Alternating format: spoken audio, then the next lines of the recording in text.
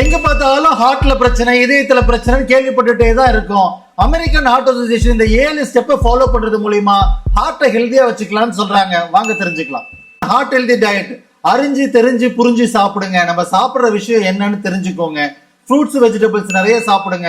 Sugar, sodium, saturated fat, oil use பண்றப்ப கவனமா இருங்க. டு ஸ்டே ஆக்டிவ், டெய்லி 45 நிமிஷம் ரெகுலரா பிரிஸ்க் வாக்கிங் போணுங்க. வாக்கிங் போறதுக்கு முன்னாடி நல்லா வார்ம் அப் பண்ணுங்க. வந்ததுக்கு அப்புறம் கூல் டவுன் பண்ணுங்க. அந்த மசில் எவ்வளவு ஸ்ட்ராங் பண்ணுமோ ஹார்ட் ஈஸியா வேலை பண்ணும். ஸ்டெப் 3 பிளட் சுகர் லெவல்ங்க. எப்பவுமே உங்க பிளட் சுகர் லெவல் அதுவும் ஃபாஸ்டிங்ல 100க்கு கீழ இருக்க மாதிரி பாத்துக்கோங்க. ஸ்டெப் 4 தலைவன் கொலஸ்ட்ரால் தாங்க. எப்பவும் 200 கீழ வச்சுக்கோங்க. பஜ்ஜி போண்டா சாப்பிடறப்ப கவனமா இருங்க.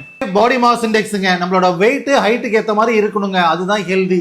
அதுக்கு சிம்பிளான கால்குலேஷன், உங்க வெயிட்டை டிவைடட் பை உங்க ஹைட் மீட்டர் ஸ்கொயர்ல டிவைட் பண்ணுங்க. எப்பவும் 25க்கு கீழ இருக்க மாதிரி வச்சுக்கோங்க. ஸ்டெப் 6 ரத்த கொதிப்பு பிளட் பிரஷர் தாங்க. எப்பவும் 120 கீழ 80 வச்சுக்கோங்க. நம்பர் 7 லைஃப் ஸ்டைலுங்க. கரெக்டா எந்திரிங்க, கரெக்ட் டைமுக்கு தூங்குங்க, கரெக்டான டைம்ல எல்லாம் சாப்பிடுங்க. ஸ்மோக்கிங், ஆல்கஹால்லாம் இருந்ததுன்னா அதெல்லாம் குறைச்சிக்கோங்க. ஆனா ஸ்டாப் பண்ணா ரொம்ப நல்லது. இந்த 7 ஸ்டெப்பை ஃபாலோ பண்ணா ஹார்ட் ஹெல்தியா இருக்கும் நான் சொல்லைங்க. அமெரிக்கன் ஹார்ட் அசோசியேஷனே நிறைய பேர் ரிசர்ச் பண்ணி சொல்றாங்க. ஃபாலோ பண்ணா நல்லா தாங்க இருக்கும். ஹெல்தியா இருக்கலாம், ஹாப்பியா இருக்கலாம். உங்களுக்கு பிடிச்சி நீங்க யாராவது கேர் பண்ணணும்னு நினைச்சீங்கன்னா அவங்களுக்கு ஷேர் பண்ணுங்க. Just for the information, doctor Ram physio.